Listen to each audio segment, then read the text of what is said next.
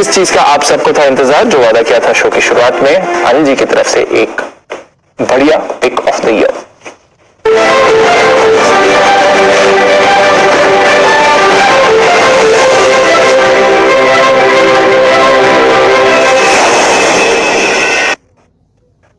बताएं सर, कौन सा स्टॉक चुना है? MTR टेक्नोलॉजीज, ये है वो स्टॉक रहा जो मैंने इस साल पिक ऑफ द ईयर के तौर पर फिर से चुना है। दीपा, ये स्टॉक जब से IPO आया तब से मुझे बेहद बेहद बेहद पसंद है। और अच्छी बात है कि करीबन 2,500 का हाई बनाने के बाद स्टॉक 1,600 रुपए के आसपास ट्रेड कर रहा है, तो करेक्शन भी अच्छा खासा आ चुका है ऊपरी स्तरों से। पहली चीज जो सबसे ज्यादा इस कंपनी में मुझे पसंद है वो कंपनी का क्लीन, क्वालिफाइड और एक्सपीरियंस प्रोमोटर्स। बहुत कम कंपनियां ऐसी होती है जिनके प्रोमोटर पर और कंपनी पर किसी तरह का कोई लीगल केस ना हो। ये सारे जो इसरो से निकले हुए वैज्ञानिक हैं, उन्होंने इस कंपनी की शुरुआत की है। एरोस्पेस और डिफेंस का कारोबार करने वाली one of the best company है और बहुत टॉप क्लास प्रोमोटर है और गजब का एक्सपीरियंस है। बिल्कुल पहली चीज ये। दूसरी चीज, जिस वजह से आज ये पिक ऑफ द ईयर अचानक हुआ, नहीं तो आमतौर पर दूसरी तारीख को होना चाहिए, इसकी वजह कल हुआ एक बड़ा डेवलपमेंट। कल सरकार ने ग्रीन हाइड्रो एनर्जी की पॉलिसी मिशन उन्होंने अनाउंस किया, 19,000 करोड़ का ग्रीन हाइड्रो मिशन। अब 19,000 करोड़ का तो ये तो पहला है, अब आगे इसमें देखिए बहुत बड़ा अमाउंट आएगा। और ये जो ग्रीन हाइड्रो मिशन है, ये इस कंपनी के लिए एक और बड़ा मौका खोलता है। एरोस्पेस और साथ ही साथ डिफेंस, इन दो के दम पर तो कंपनी के पास जबरदस्त बिजनेस है ही, लेकिन ये ग्रीन एनर्जी वाला जो मिशन है, ग्रीन हाइड्रो वाला, ये गजब का मौका खोलता है। कैसे? आप देखिए दुनिया भर में कंपनियां ESG कंप्लायंट हो रही है आज की, एनवायरमेंट, सोशल और ग्रीन, ये तीन गवर्नेंस, इन तीनों को मिलाकर ESG कंप्लायंट कंपनियों की बहुत वैल्यू बढ़ रही है। और इन कंपनी को सस्ता फाइनेंस मिलता है और साथ ही पूरे ग्लोबली सपोर्ट मिलता है। तो जहां हम ग्रीन हाइड्रोजन पर जा रहे हैं, जो भी ग्रीन हाइड्रोजन की तरफ बढ़ेगा उनको बड़ा ग्लोबल सपोर्ट मिलता हुआ दिखेगा, पहली चीज। दूसरी चीज, जो ग्रीन हाइड्रोजन बनती है उसकी एक प्रोसेस है, लिक्विड हाइड्रोजन है, जो प्रोसेस से निकलती है। उस प्रोसेस में आपको इलेक्ट्रोलाइट्स और दूसरा बॉक्सेस, हाइड्रो बॉक्सेस, इनकी जरूरत पड़ती है। तो ये कंपनी दोनों ही बनाने का काम करती है। यस सर, हाइड्रोजन तो आएगी, आपको जो दोनों इक्विपमेंट बनाने हैं वो बनाने का काम करते हैं। इस कंपनी के लिए अपॉर्चुनिटी वैसी ही खुलेगी जैसे आपको याद है कि शुरुआती दिनों में कैसे सोलर का आया था, सोलर पैनल्स वाली कंपनियां, रिन्यूएबल एनर्जी वाली कंपनियां, या डिफेंस में अचानक से हम हिंदुस्तान की कंपनियों से ऑर्डर लेना शुरू किया। तो इन सारी कंपनियों का जो टर्नअराउंड हुआ, वैसा बड़ा बिजनेस इनके लिए खुलने की तैयारी में है। और लिक्विड हाइड्रोजन से ये जो पूरी प्रोसेस में जो दो इक्विपमेंट लगते हैं, दोनों MTR टेक बनाता है। ओके, ये तीसरी चीज, ये तो चलो पूरी सबके लिए अपॉर्चुनिटी है, कंपनी के लिए क्या खास है फिर? ये बड़ा मौका लेने की तैयारी में ब्लूम एनर्जी, इस कंपनी का नाम अगर आपने नहीं सुना तो गूगल करिएगा।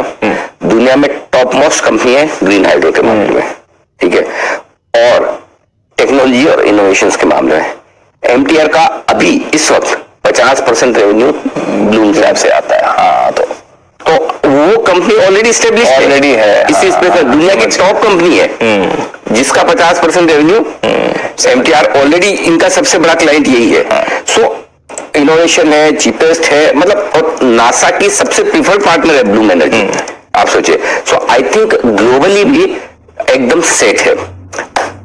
अब आइए जिसकी वजह से स्टॉक में और बढ़िया एक्शन हो सकता है।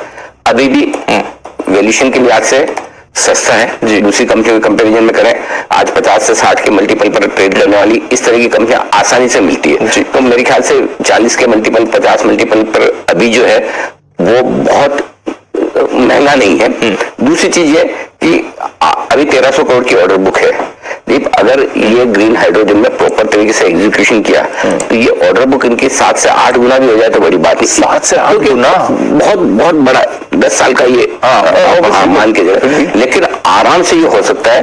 और जो काम इंडिया में डिफेंस और एरोस्पेस में हुआ है, वो काम ग्रीन हाइड्रोजन में अगर ये कंपनी कर लेती है, जो कि करेगी मुझे लगता है, और हर एक तरह से इस कंपनी में परफेक्ट है। कहीं कोई मतलब आप ढूंढने जाएंगे तो नेगेटिव नहीं मिलेगा। अब खाली एक ही चीज देखेंगे, एग्जीक्यूशन कितना जल्दी और कितना फास्ट होता है, कितना बढ़िया होता है। सरकार ये जो पूरा मिशन है इसको कितना जल्दी से इंप्लीमेंट करती है।